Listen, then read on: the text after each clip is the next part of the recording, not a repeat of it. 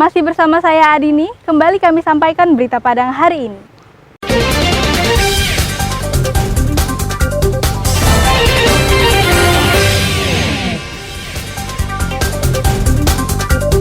Marapi erupsi lagi. Semburan abu vulkanik sampai ke Padang Pariaman. Berbagai peristiwa menonjol sepanjang tahun 2023 kami sampaikan dalam catatan akhir tahun.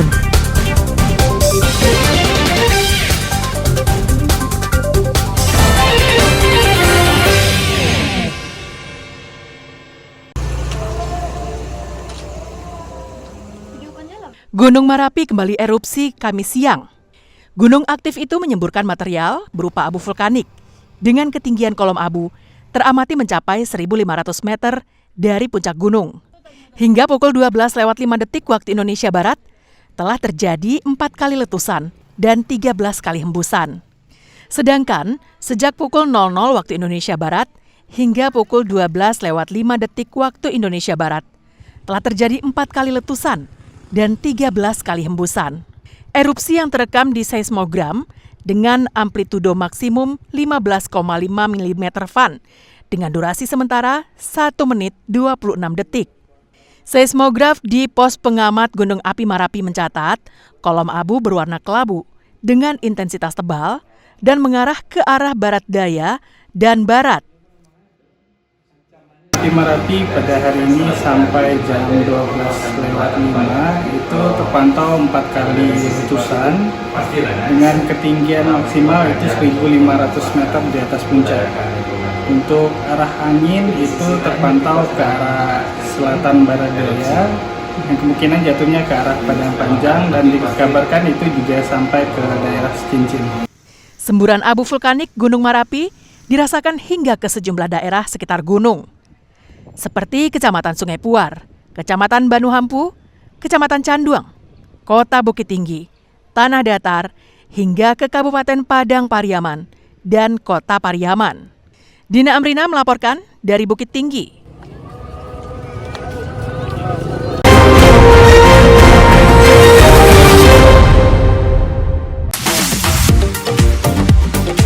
Universitas Andalas Padang dihebohkan kasus dugaan pelecehan seksual yang dilakukan pasangan kekasih mahasiswa Fakultas Kedokteran.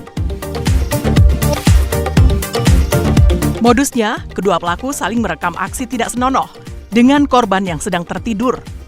Kemudian kedua pelaku saling kirim video itu. Dari catatan Satgas PPKS, korbannya berjumlah 12 orang.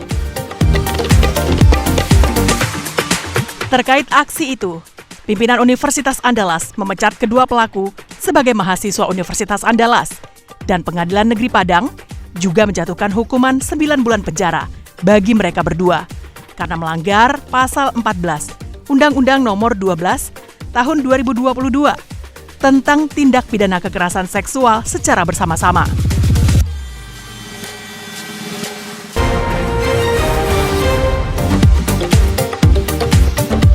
Jembatan Kayu Gadang, Kecamatan Lubuk Alung, Kabupaten Padang Pariaman, ambruk.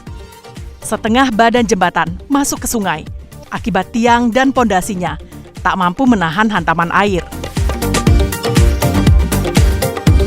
Kini jembatan yang dibangun tahun 2021 lalu dengan dana 25 miliar rupiah tinggal kenangan.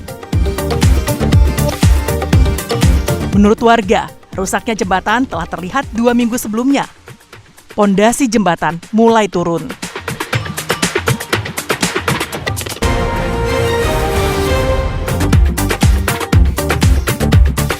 Karena kecewa dengan keputusan rapat, warga dan tokoh masyarakat setempat menyegel kantor Nagari Lingkuang Awa Baru, Kecamatan Pasaman. Warga menginginkan jumlah anggota Banmus minimal 7 orang dan maksimal 9 orang, sesuai dengan Permendagri Nomor 110 Tahun 2016 tentang Badan Musyawarah Desa. Namun pihak Nagari hanya menetapkan 5 orang anggota Bamus sesuai dengan peraturan Bupati. Akibat penyegelan tersebut, aktivitas pegawai kantor Nagari Lingkuang Awa Baru lumpuh total.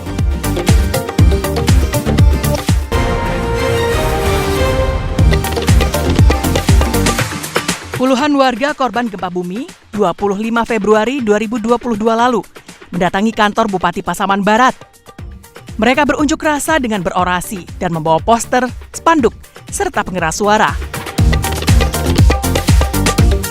Warga menuntut bantuan korban gempa segera direalisasikan. Pasalnya, sudah 1,5 tahun sejak gempa terjadi. Bantuan yang dijanjikan belum didapatkan warga secara merata. Korban gempa juga meminta agar dana yang sudah masuk ke rekening mereka segera bisa dicairkan. Selain itu, masih ada korban gempa yang belum terdata. Mereka meminta kepastian dari pemerintah daerah kapan bantuan untuk hunian tetap tersebut bisa mereka nikmati. Tapi tuntutan warga itu tak diindahkan oleh pemerintah Kabupaten Pasaman Barat hingga akhir tahun ini. Bantuan itu tak kunjung cair.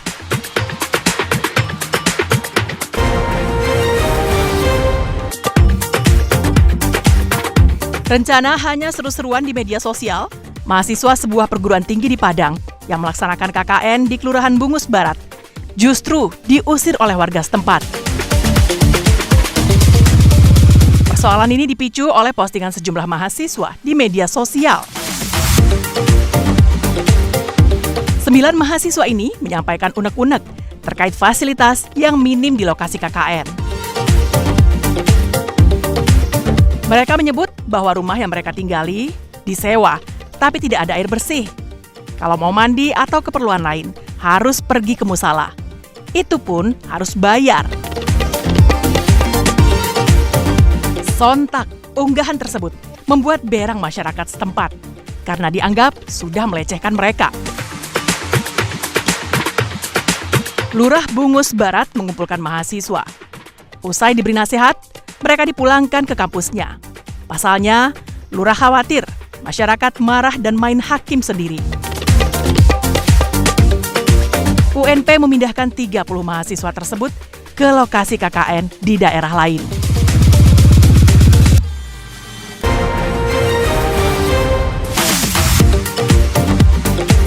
Ribu kubik kayu gelondongan dicegat dan ditahan warga di Tua Pejat, Kabupaten Kepulauan Mentawai. Kayu tersebut sudah berada di kapal tongkang atau ponton di perairan Sipora untuk dibawa keluar Mentawai.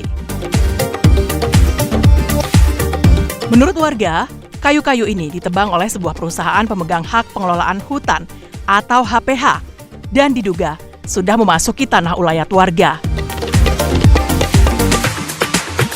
Kaum suku Saugo yang mengaku sebagai pemilik lahan meminta perusahaan menghentikan aktivitas penebangan. Sebab mereka tidak pernah memberikan izin untuk menebang kayu di lahan mereka. Polisi yang memeriksa kasus ini belum bisa memastikan status kayu-kayu yang ditahan warga, serta legalitas perusahaan yang melakukan penebangan.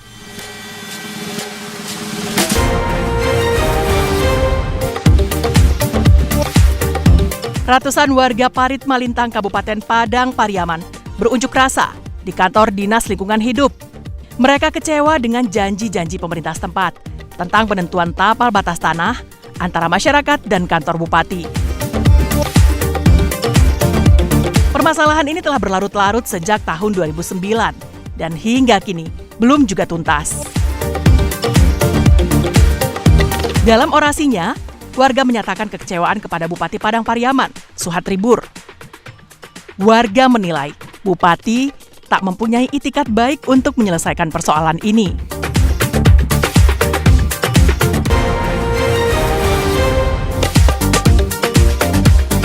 Seorang perempuan muda, oknum anggota Satuan Polisi Pamong Praja, pemerintah Kabupaten Darmasraya, berbuat mesum sesama jenis di kamar hotel. Videonya beredar di media sosial. Adegan mesra tersebut direkam di sebuah kamar hotel.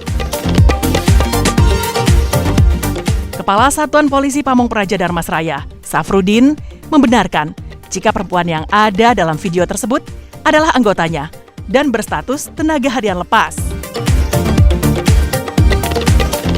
Setelah diselidiki dan diperiksa, oknum tersebut dipecat dengan tidak hormat sebagai anggota Satpol PP Darmasraya.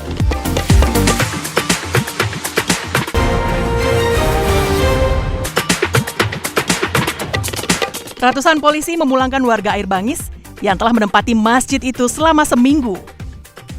Setiap hari, warga yang didampingi LSM menuntut ingin bertemu dengan Gubernur Sumatera Barat untuk membatalkan proyek strategis nasional yang mencaplok tanah mereka. Polisi mengajak warga secara persuasif. Namun upaya tersebut tak diterima seluruh warga. Sebagian menentang karena masih menunggu kabar dari perwakilan mereka yang sedang berdialog dengan Gubernur Sumatera Barat. Namun tanpa diduga terjadi kericuhan antara warga yang didukung mahasiswa dan LSM yang menolak dipulangkan dengan polisi. Mereka pun ditangkap. Sedangkan warga yang menolak pulang dipaksa naik ke dalam bus.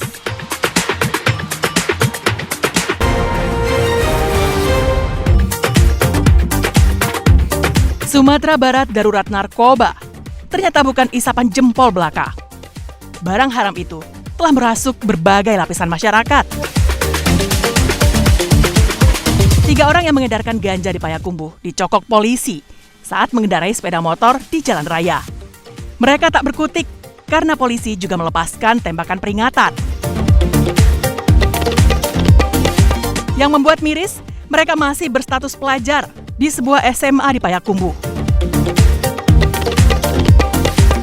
Polisi menemukan 5 paket kecil ganja kering dari saku salah seorang tersangka yang rencananya akan diedarkan ke rekannya sesama pelajar juga.